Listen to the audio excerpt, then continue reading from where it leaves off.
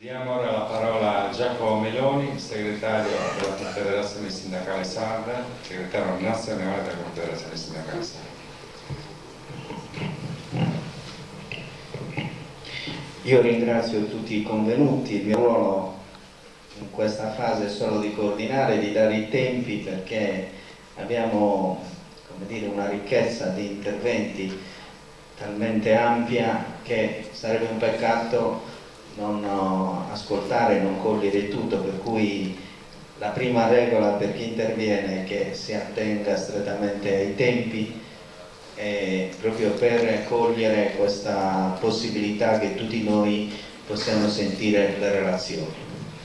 Io devo un particolare ringraziamento ai presenti, tra cui ci sono illustri cultori della lingua sarda, ci sono uomini politici, ci sono rappresentanti delle istituzioni, c'è questa presenza che io credo molto significativa del procuratore della Repubblica Pintus, che io so che è un grande estimatore della lingua e della cultura sarda, non peraltro perché è figlio di questa terra, ma credo che altra presenza, che è quella che abbiamo voluto tra i relatori, quella di Monsignor Pisetto, che tra l'altro è il responsabile all'interno della Conferenza Episcopale Sarda, della commissione che sta affrontando la traduzione dei testi sacri, che quindi sono un preludio a quello che potrebbe essere la scoperta, la restituzione all'interno non solo delle funzioni religiose, così come ci sono nelle nostre parrocchie, ma anche forse, io dico, all'interno della stessa prima parte della liturgia della parola, di quella che è la lingua sarda restituita nella ricchezza integrale. Eliseo Spiga, che io saluto perché è stato il fondatore primo della Confederazione Sindacale Sarda, per cui voglio dire c'è un debito di riconoscenza, perché se queste cose oggi sono possibili fare come sindacato è perché allora si vide giusto, insomma, che non era possibile dentro il sindacato parlare solo del tema del lavoro, che comunque rimane preminente, ma il lavoro slegato da quello che è un tessuto, un territorio, una capacità di vivere i valori completi di un popolo, probabilmente non solo si impoverisce, ma forse noi aggiungiamo le risposte non vengono esatte e concrete, proprio perché non si riflette sufficientemente su quale sviluppo e quale prospettiva bisogna dare anche al lavoro in Sardegna.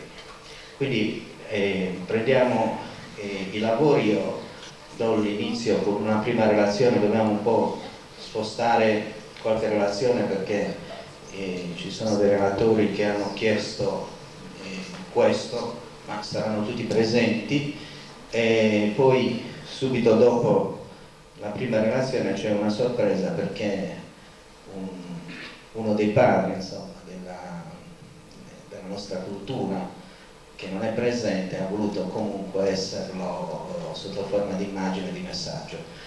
E voglio però iniziare non con questo, ma con la prima relazione, dando la parola al dottor Salvatore Cuvettu, sociologo della Fondazione Sardina, che ci parlerà della lingua e della società sarda. Grazie a suo sindacato sardo, grazie a suo nuoreso, a suo sindaco, che vengono a si fare di scuola, se voi sapete, si deve fare di scuola a noi, poi dai nuovi che stiamo cominciando a cambiare queste cose in Sardegna, a dove siamo basati. Posso sindacato, ma ricordo, credo che Deus se ne chiese, quindi credo da guardare abbastanza bene in modo di poter seguire tutto, ma poi passo a fare in sociologia, si è a fare in italiano, quindi quando a pezzo tecnico cambio registro. Però una delle ultime volte che sei stato a fare il suo sindacato, fu da un corso sindacale, del suo sindacato, del suo maniale, del suo maestro del mondo, degli edili in italiano. E questa relazione di lui di autocoscienza degli edili in Sardegna. E per spiegare l'autocoscienza degli edili in Sardegna, disatto vogliamo del sommaistro del Murmannas de Sardegna, che punti questo schiantato su Muracches, e quindi si storia del Muracches. E ha pubblicato degli si foglia in sardo. Questa cosa curiosa che ha punti dedotto a Sardegna, ed è a finza duos al gresos, che appena sapeva cominciare, ma no, noi scomprendeva su catalano. Ma aspettare un momento, adesso si può a bello in sardo, poi usate gli scurtai e a Salvini in Arais.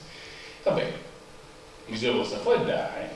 Beh, a Salvini punti di dire che tutti scontenti, de aide, comprendio, si idea in solo, si idea che sono uracche se non ti stetti a primo maestro del Murmannas della Sardegna e che questa cosa diventa comprendio guardando in sardo, che si possono narrare che non ho mai visto gente che assidio a discutere di con entusiasmo di questa cosa.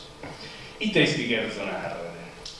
E se è vero che noi si passiamo di una situazione difficile, in questa città non si può da pochissimo usare.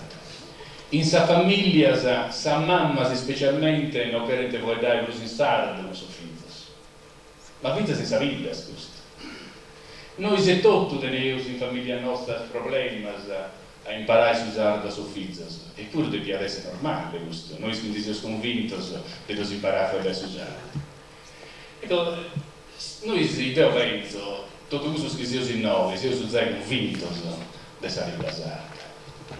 Il problema è fare stati basso, ita bisogna fare, ita sregoli, ita si poteva rispettare di questa cosa di salire.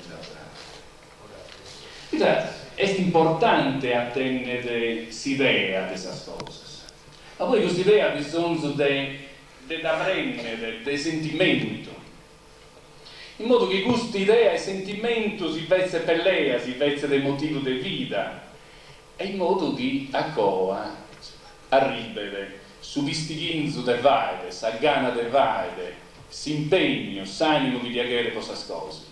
Ovviamente questi commenti si sono convinto sulle sacrificate.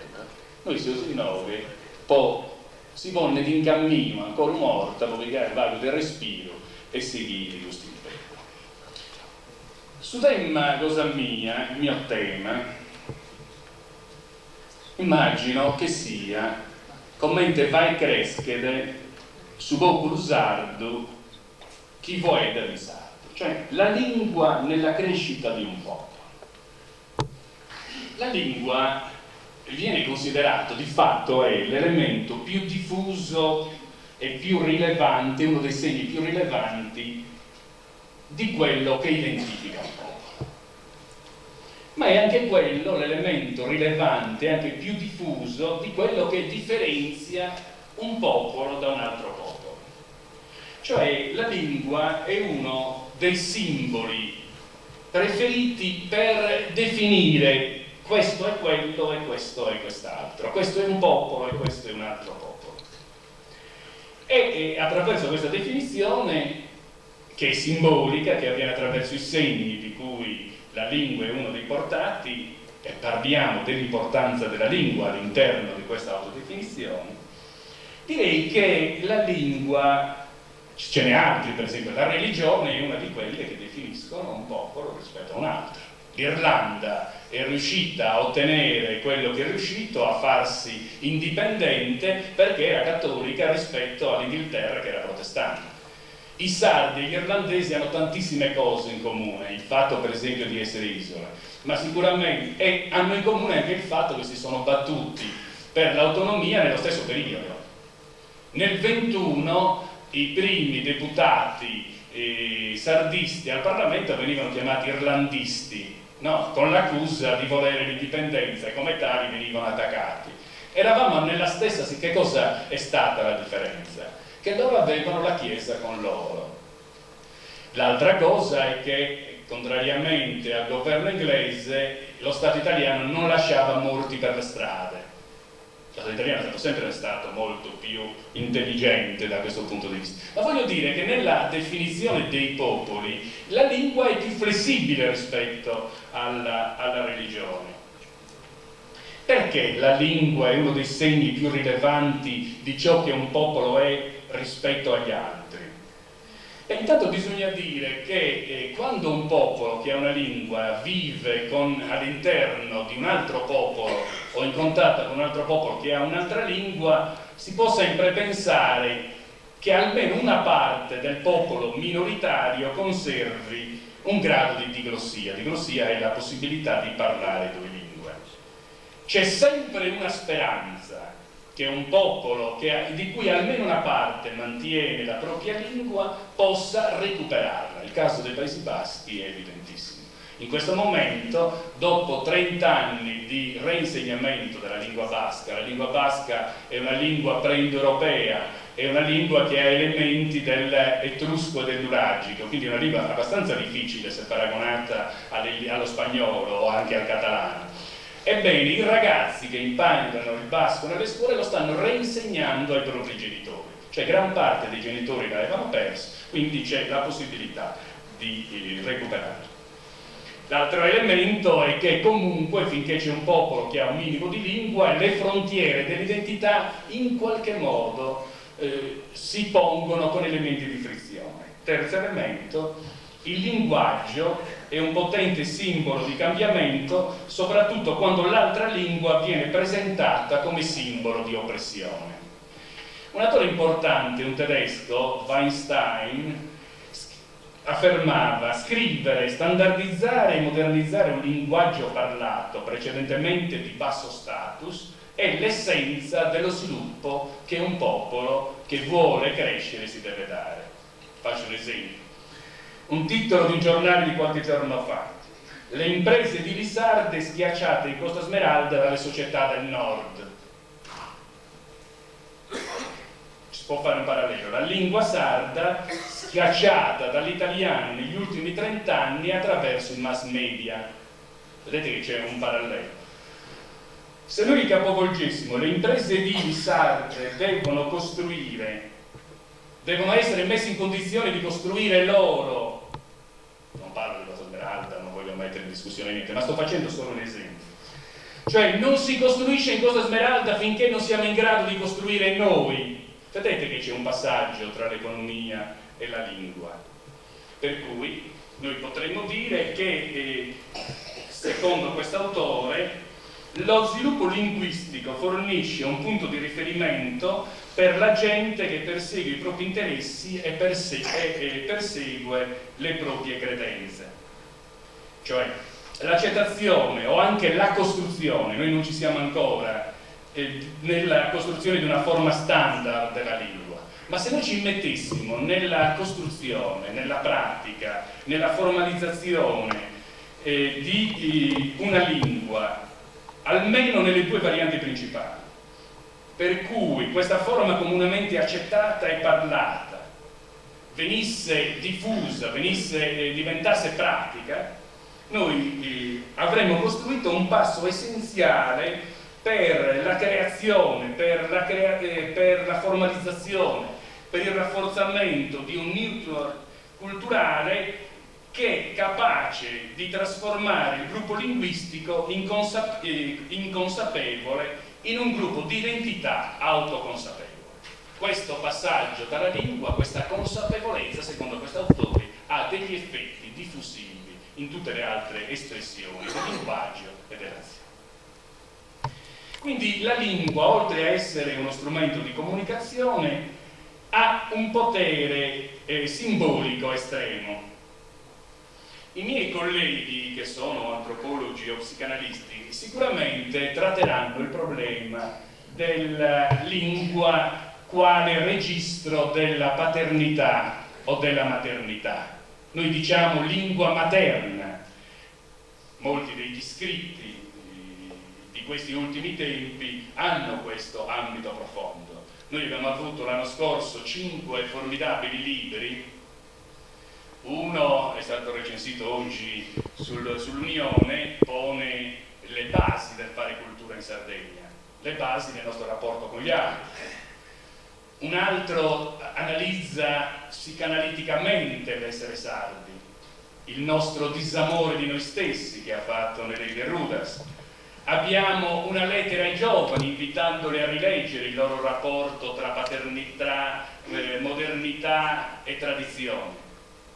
È uscito un libro che riprende il canto spontaneo delle nostre gare poetiche, e c'è anche un bellissimo libro di sociologia sulla regolazione sociale in Sardegna, tutti nel 97, tutti di materie sociali, quasi mai percorsi in Sardegna, che fanno sì che oggi pochissime regioni italiane hanno un patrimonio culturale così rielaborato, pochissimi come i nostri intellettuali hanno fatto il conto sul momento che stiamo vivendo.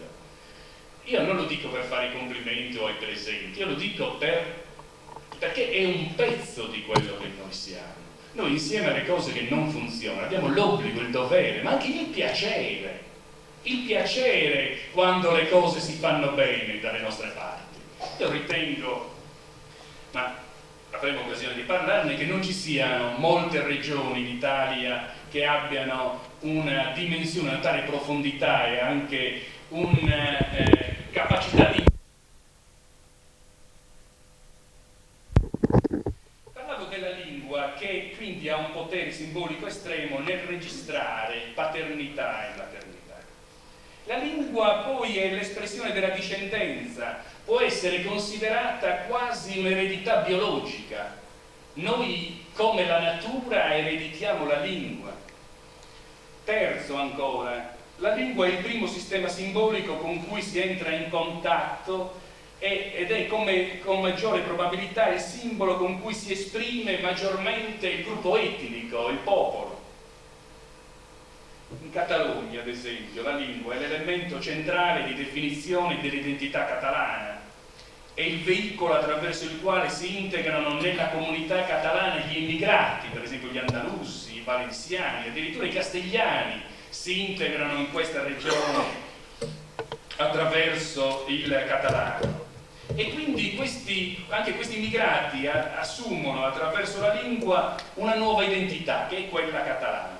Del resto, non notiamo che mentre i nostri giovani perdono il sardo, ad esempio degli immigrati vucumprà, che si rivolgono a noi in sardo pensando di collegarsi meglio, di ottenere di più da noi.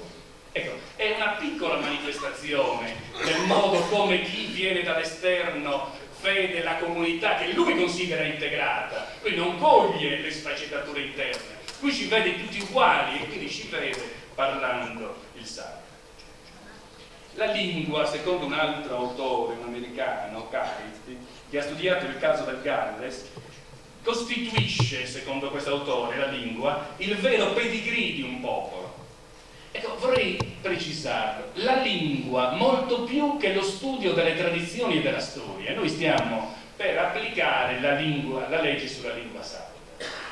Ci potrebbe essere il pericolo che ci siano, a seconda di chi gestisce, che sia la legge della cultura sarda.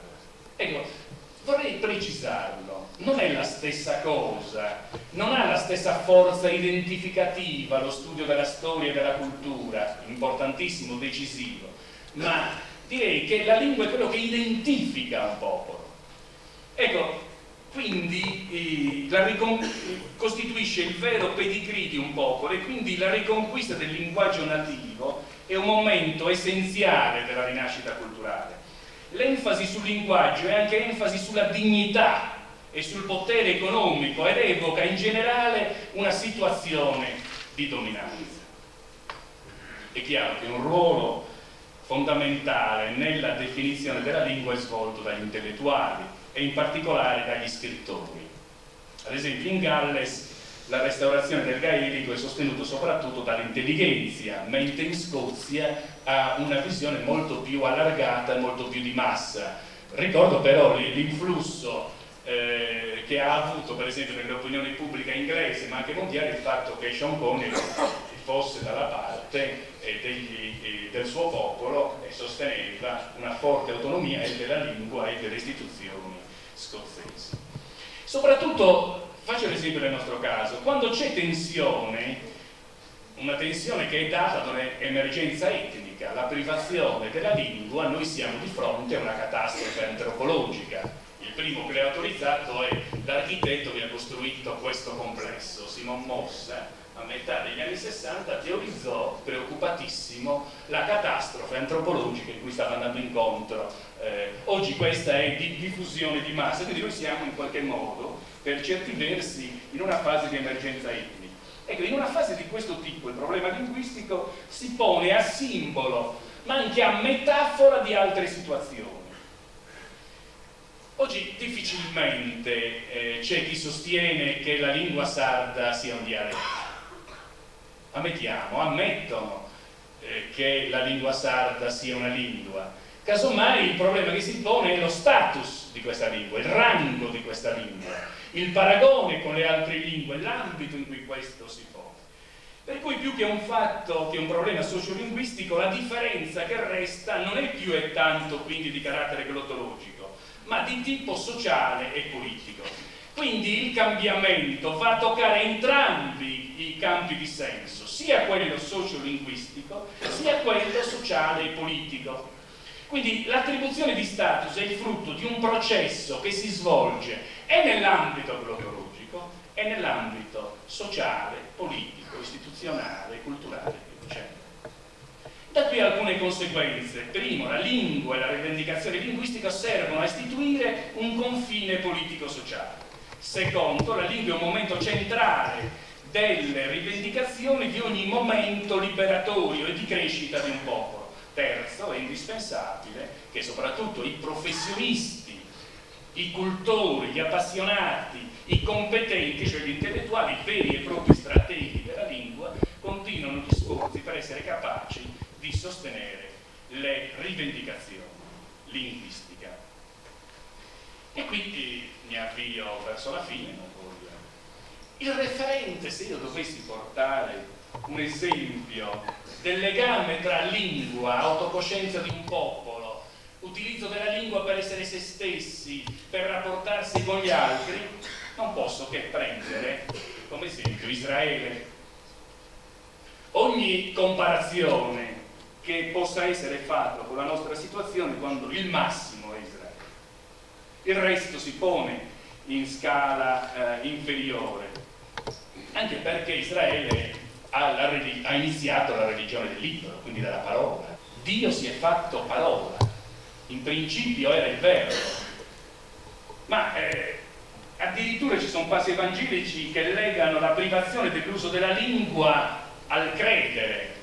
Pensate, legare l'uso della lingua alla nostra fede nella possibilità del popolo sardo ancora di riscattarsi.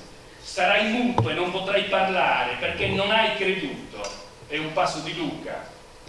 Mi si attacchi la lingua al palato se non mi ricordo di te, Gerusalemme. Non possa più parlare se non mi ricordo di te, Sardegna. Quando mai noi abbiamo avuto questa passione?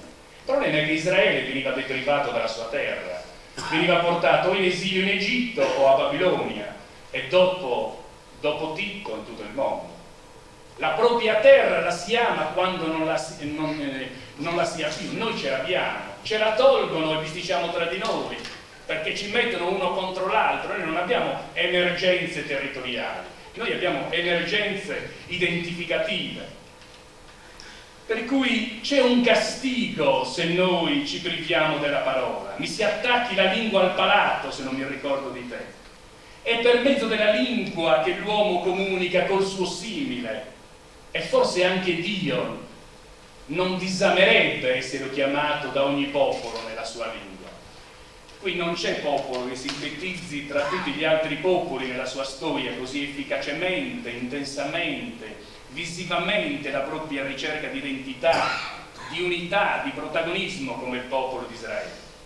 E non parlo del popolo della Bibbia, ma del popolo attuale, di quello di oggi. In esso si è realizzato il passaggio su cui si costruisce una collettività, un soggetto da tante unità e quante conflittualità, cioè riportare una lingua che neanche al periodo di Gesù Cristo veniva più parlata.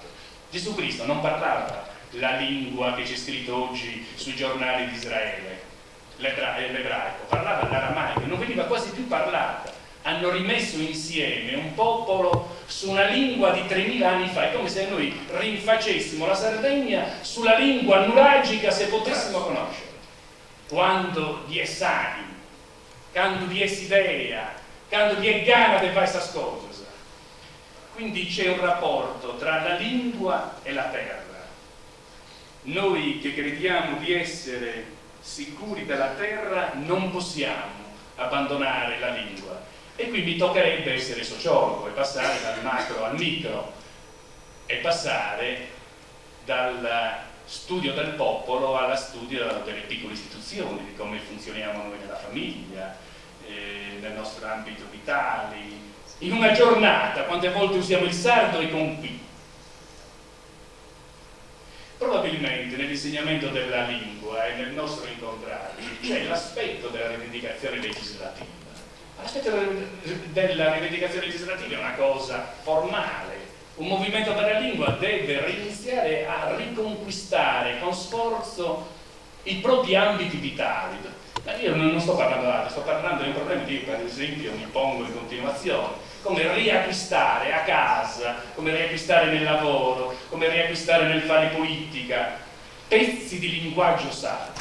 Forse non faremo politica allo stesso modo se lo facessimo in sardo o se lo facciamo in italiano. Quanti elementi, per esempio, di quel grandissimo valore trascurato nella modernizzazione? La modernizzazione è iniziata con le 3 parole d'ordine: libertà, uguaglianza, fraternità. La libertà l'abbiamo ottenuta contro la tradizione, fondando le industrie e le città.